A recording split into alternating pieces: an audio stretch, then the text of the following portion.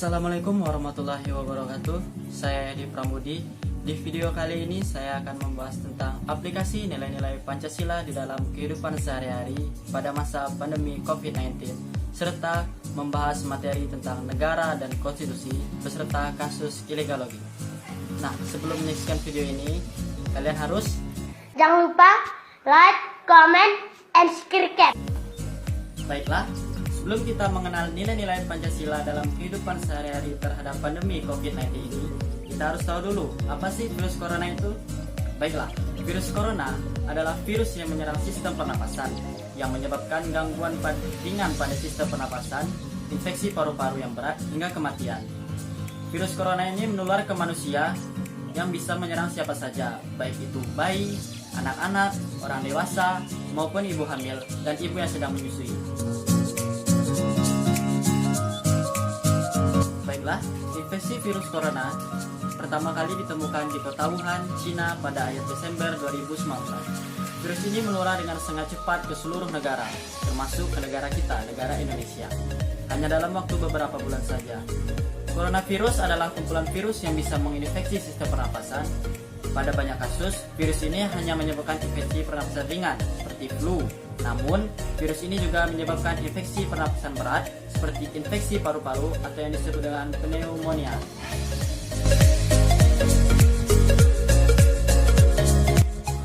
Baiklah, ada beberapa dugaan bahwa virus corona awalnya ditularkan dari hewan ke manusia.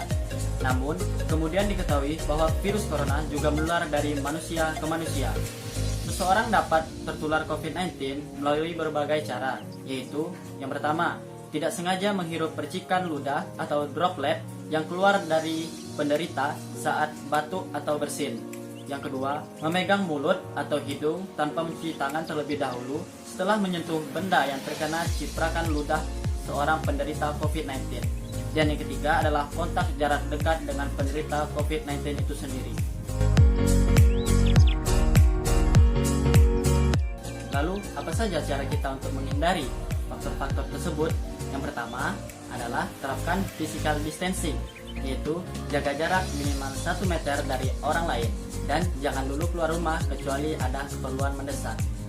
Lalu, yang kedua, gunakanlah masker saat beraktivitas di tempat umum atau di tempat keramaian, karena salah satu cara kita untuk menghindari penyebaran virus COVID-19.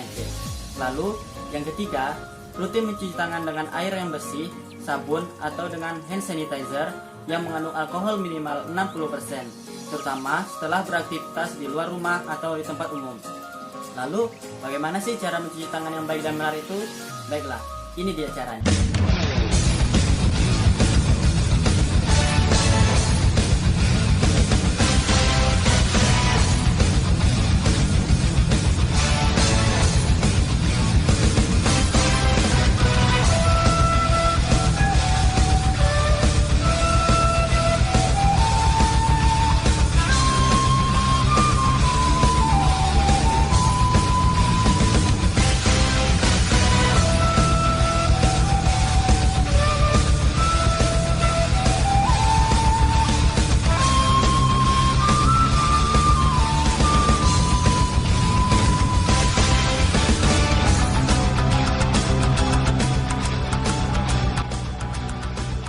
Setelah mencuci tangan, jangan terlalu sering untuk menyentuh mata, mulut, hidung, atau bagian wajah lainnya. Lalu tingkatkanlah daya tahan tubuh dengan pola hidup sehat dan makan makanan yang bergizi. Dan hindari kontak dengan penderita COVID-19 itu sendiri atau orang yang dicurigai sebagai orang yang positif terinfeksi COVID-19. Setiap beraktivitas kita harus tutup mulut, hidung dengan tisu atau batuk bersin menutupnya dengan tisu agar tidak menyebar ke orang lain, ataupun batuk orang lain jangan kita dekati. Yang terakhir adalah jaga kebersihan benda yang sering kita sentuh di rumah ataupun di lingkungan terdekat agar benda itu steril dari virus COVID-19 saat kita menyentuhnya.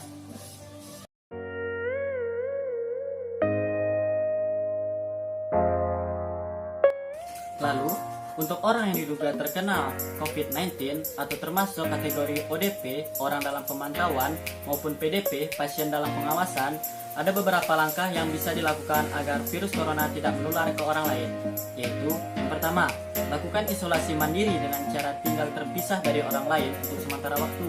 Bila tidak memungkinkan, gunakan kamar tidur dan kamar mandi yang berbeda dengan yang digunakan oleh orang lain. Lalu jangan keluar rumah kecuali untuk mendapatkan pengobatan dari pihak medis. Dan bila ingin ke rumah sakit saat gejala bertambah berat, sebaiknya hubungi dulu pihak rumah sakit untuk menjemput. Dan larang dan cegah orang lain untuk mengunjungi Anda atau menjenguk sampai Anda benar-benar sembuh. Sebisa mungkin jangan melakukan pertemuan dengan orang yang sedang sakit. Hindari berbagai penggunaan alat makan, minum, alat mandi, serta perlengkapan tidur dengan orang lain. Pakailah masker dan sarung tangan bila sedang berada di tempat umum atau sedang bersama orang lain. Dan gunakan tisu untuk menutup mulut dan hidung bila batuk atau bersin. Lalu segera buang tisu itu ke tempat sampah. Tindakan yang dapat kita lakukan untuk menghadapi penyebaran COVID-19 ini sesuai dengan nilai-nilai Pancasila adalah: yang pertama, memperbanyak berdoa kepada Allah agar dihindari dari wabah virus corona dan melakukan ibadah di rumah masing-masing sesuai dengan anjuran pemerintah yang telah ditetapkan sebelumnya. Yang kedua, sesuai dengan nilai sila yang kedua, di mana kita harus saling menjaga keutuhan dan persatuan, hendaknya kita dengan kesadaran penuh menerapkan physical distancing, yaitu dengan menjaga jarak minimal 1 meter dari orang lain. Dan yang ketiga, melakukan cuci tangan secara rutin dengan sabun minimal 20 detik atau dengan hand sanitizer jika tidak menemukan air dan sabun. Ini termasuk dalam usaha kita untuk melindungi diri. Lalu yang keempat, melakukan kegiatan yang bermanfaat atau kegiatan positif dengan tidak menyebarkan isu-isu hoax yang bisa meresahkan masyarakat ataupun orang lainnya yang tidak tahu informasinya sebenarnya. Lalu yang kelima, selalu menjaga kesatuan dan persatuan kita agar tidak mengucilkan satu sama lain antara penderita dan orang yang tidak menderita COVID-19, agar kita selalu bersatu dan tidak terpecah belah di lingkungan atau di sekitar rumah kita.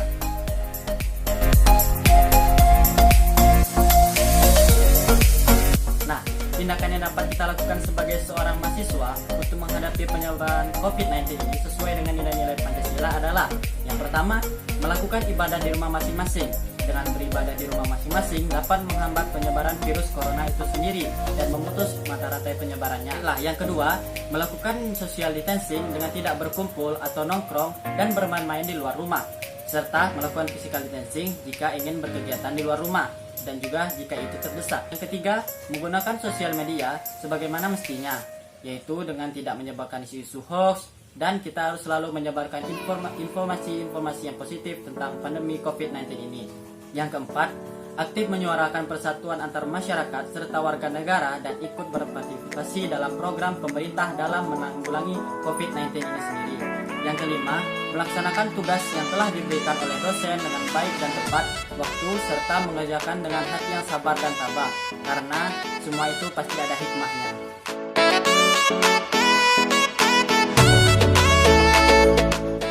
Jadi tindakan yang dapat kita lakukan sebagai anggota keluarga untuk menghadapi COVID-19 ini sesuai dengan nilai-nilai Pancasila adalah: yang pertama, melaksanakan sholat berjamaah dengan anggota keluarga lainnya sebagai pengganti sholat berjamaah di masjid, bagi laki-laki dengan ayah sebagai imamnya, atau jika kita mampu sebagai imamnya itu lebih baik.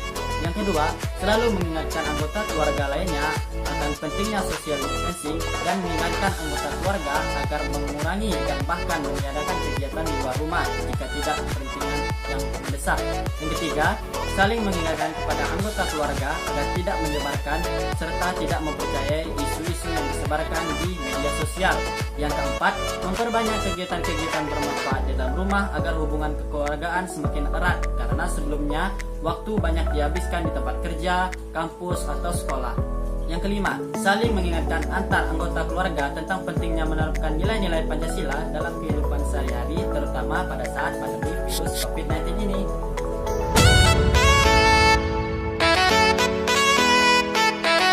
Apa saja yang harus dilakukan sebagai masyarakat untuk menghadapi virus pandemi COVID-19 ini dengan cara menerapkan nilai-nilai Pancasila di dalamnya? Yang pertama, melaksanakan ibadah di rumah masing-masing sesuai dengan anjuran pemerintah yang telah diumumkan sebelumnya. lainnya.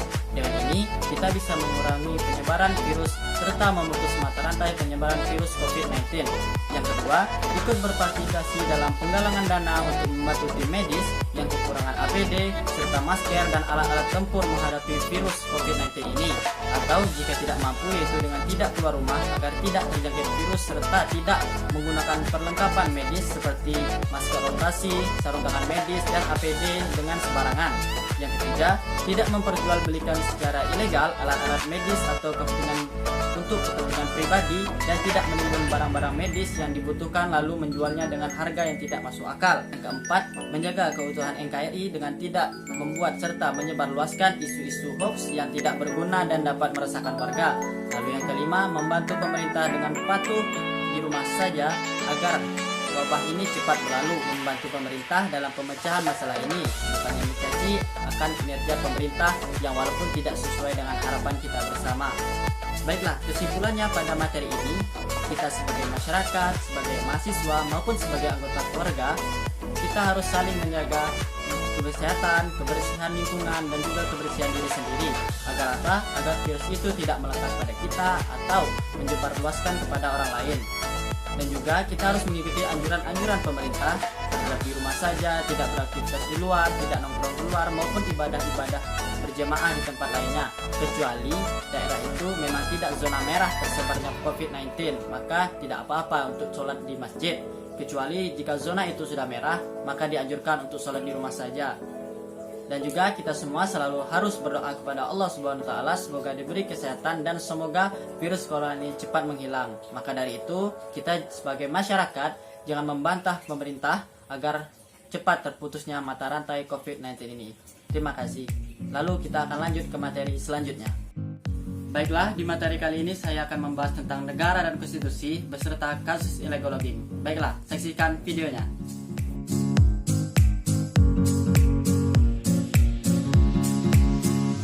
Menurut para ahli tata negara, Socrates, Aristoteles, dan Platos, adanya negara dimulai 400 tahun sebelum Masehi. Keberadaan negara dalam masyarakat menurut Thomas van Aquino didorong oleh dua hal, yaitu manusia sebagai makhluk sosial dan manusia sebagai makhluk politik. Manusia sebagai makhluk hidup mempunyai sifat tidak bisa hidup sendirian dan juga sebagai makhluk politik memiliki naluri untuk berkuasa. Oleh karena itu, menurut Thomas Hobbes, keberadaan negara sangat diperlukan sebagai tempat berlindung bagi individu, kelompok, masyarakat yang lemah, dan tindakan individu, kelompok, dan masyarakat maupun penguasa yang karena menurutnya manusia dengan manusia lainnya memiliki sifat seperti serigala.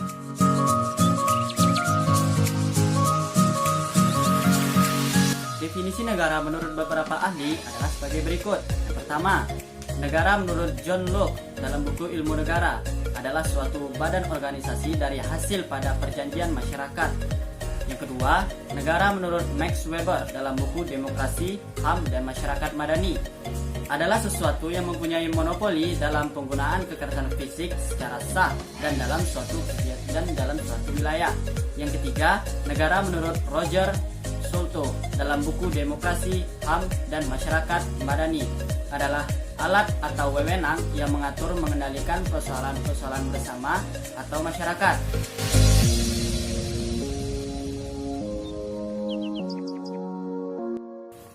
Baiklah, di sini saya akan membahas kasus tentang manhunt, bukan zamannya lagi untuk membacking pelaku illegal logging.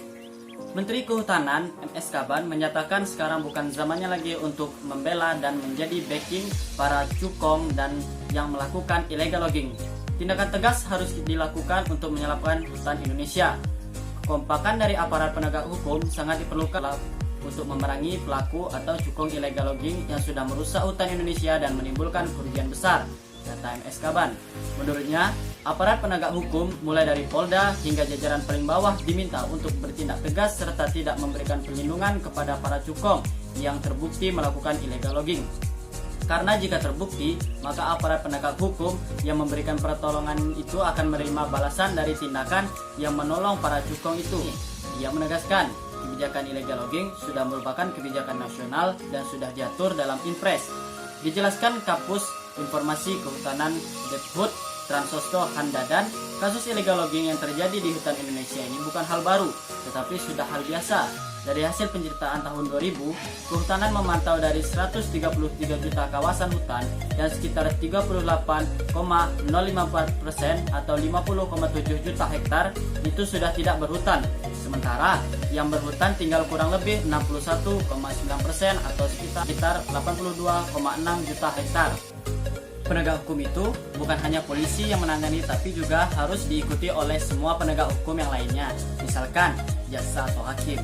Oleh karena itu, illegal logging merupakan masalah bangsa, mengingat illegal logging itu sendiri bukan hanya merusak hutan, tapi sudah pada tahap merusak moral bangsa. Tambah Transosto. Penanganan illegal logging ini tidak lagi sederhana dengan kita tangkap lantas kasusnya selesai. Maka banyak lagi keterkaitan dengan sektor yang lain. Oleh karena itu, kita harus bersatu dan menangani kasus illegal logging, karena hancurnya sektor kehutanan di Indonesia itu juga menyebabkan hancurnya sektor yang lain. Jika dilihat dari kejahatan di Indonesia sudah berkembang sedemikian kompleks dan sudah menjurus ke kejahatan internasional, karena terkait dengan hubungan internasional yang tidak mudah dipatahkan. Bagi pelaku kejahatan akan dikenakan sanksi pidana, yakni bagi yang melanggar bila dikenakan aturan pasal 87 Undang-Undang 41 tahun 1999 dengan kurungan penjara 10 tahun penjara atau denda sekitar 5 miliar rupiah.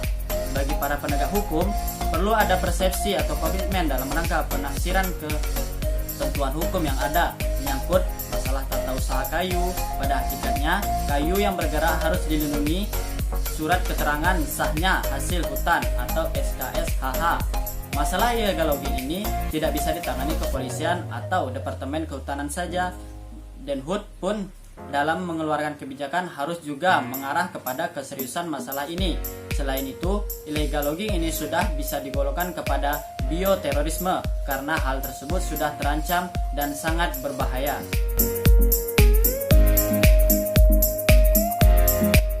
Jadi, tindakan penegak hukum akan kasus illegal logging adalah sebagai berikut. Yang pertama, Departemen Kehutanan sebagai penegak hukum, yaitu menjalankan tugasnya sebagai penyelenggara urusan pemerintah di bidang lingkungan hidup dan kehutanan untuk membantu Presiden dalam penyelenggaraan pemerintahan negara. Dalam kasus ini, Departemen Kehutanan telah melaksanakan tugas dan fungsinya, yaitu telah menetapkan kebijakan dalam penyelenggaraan kawasan hutan dan lingkungan hidup. Mereka sudah menindak pelanggaran kebijakan berupa illegal logging.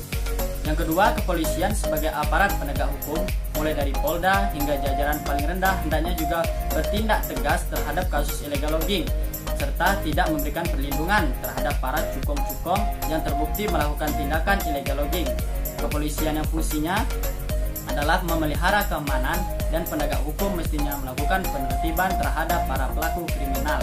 Lalu yang ketiga, kejaksaan sebagai lembaga pemerintahan yang melaksanakan kekuasaan negara di bidang penuntutan dan penyelidikan di bidang pidana, khusus bertindak menuntut dan melakukan penelitian terhadap tindakan illegal logging ini serta memutus peradilan terhadap kasus ini.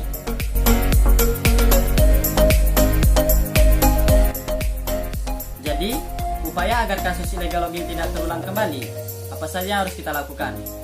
Yang pertama, upaya yang dapat kita lakukan sebagai penegak hukum adalah mengadili dengan seadil-adilnya tindak pidana kasus illegal logging ini, yaitu dengan menegakkan peraturan perundang-undangan dan patuh terhadap hukum yang berlaku, memberikan sanksi sesuai dengan yang telah ditetapkan, dan memberikan peringatan kepada masyarakat serta warga asing agar tidak menganggap sepele hukum di negara kita ini. Kita juga sebagai masyarakat Indonesia juga hendaknya memiliki kesadaran penuh terhadap kelestarian lingkungan hidup dan hutan serta kesadaran penuh agar tidak melanggar peraturan perundang-undangan yang berlaku. Telah sama-sama kita rasakan bahwa dampak dari illegal logging ini adalah berupa banjir dan longsor dikarenakan hutan-hutan yang gundul. Banjir yang terjadi sangat menyulitkan terhadap masyarakat dan ekosistem lingkungan hidup, membuat kerugian yang besar dan ekosistem dan merusak sarana dan prasarana. Jadi, oleh karena itu, kita sebagai masyarakat dalam menindak kasus ini adalah saling bekerja sama dengan aparatur negara serta aparat penegak hukum lainnya.